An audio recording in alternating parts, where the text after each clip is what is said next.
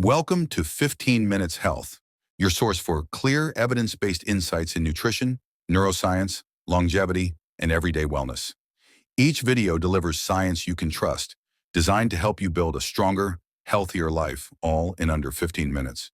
Subscribe to the channel so you never miss practical, science-backed tools that can improve your health for the rest of your life.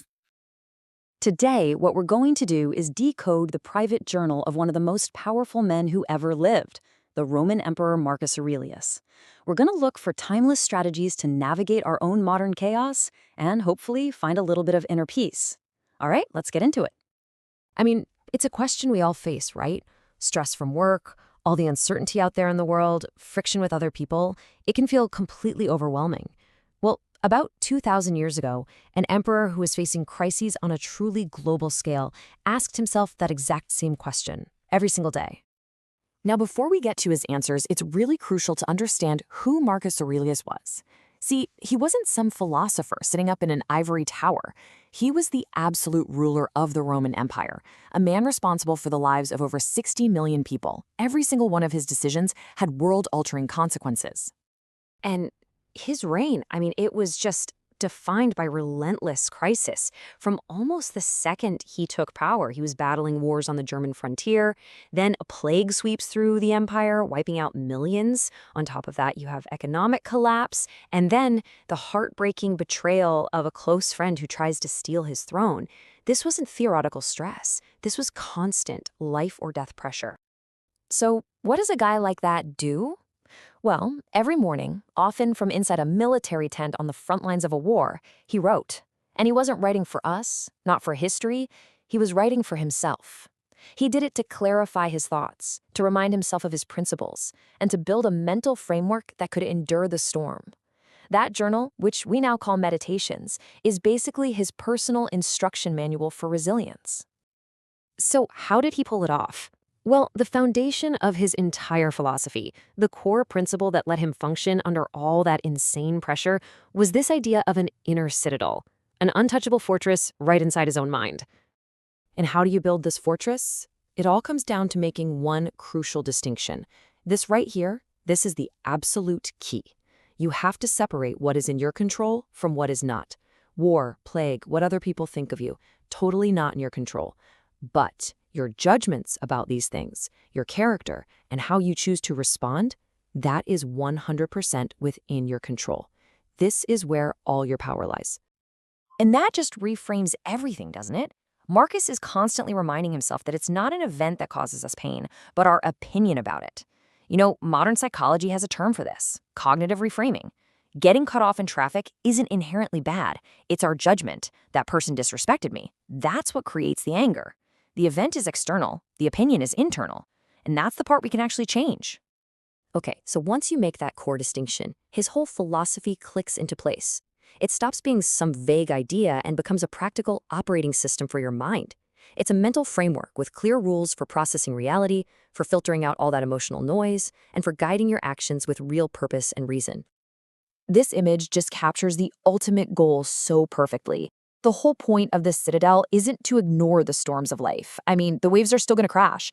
It's about building a mental fortress that's so strong you can exert all that chaos from a place of safety and reason. The goal isn't to stop the storm, but to make sure it can never breach your walls and flood your mind.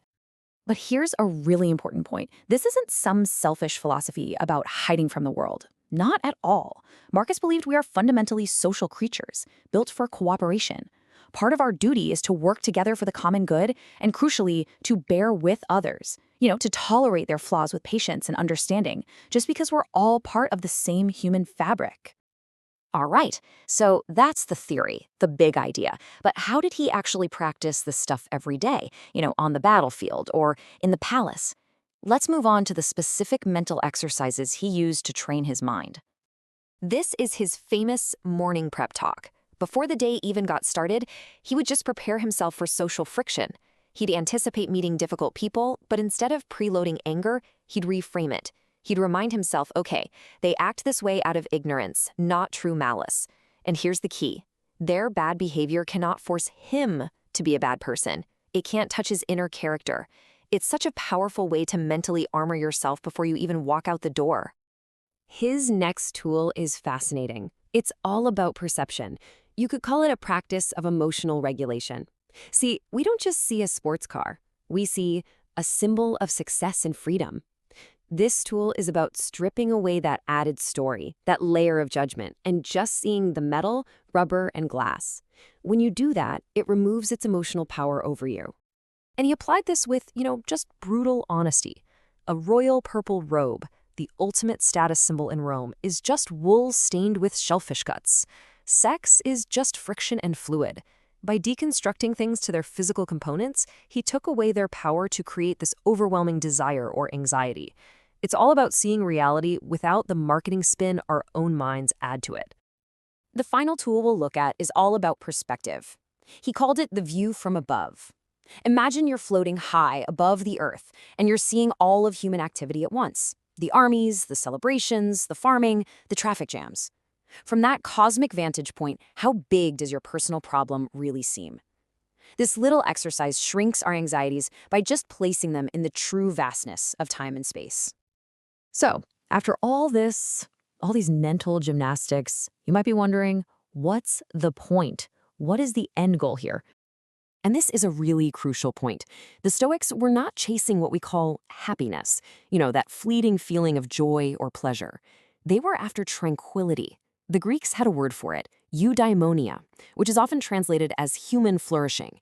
It's not a fleeting feeling. It's a deep, resilient state of calm that comes from living a life of purpose and virtue, one that's free from the turbulence of overwhelming emotion.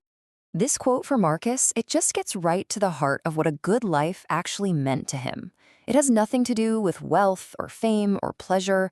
A successful life is an internal one. It's defined by having a good character, good intentions, and performing good actions. That's it.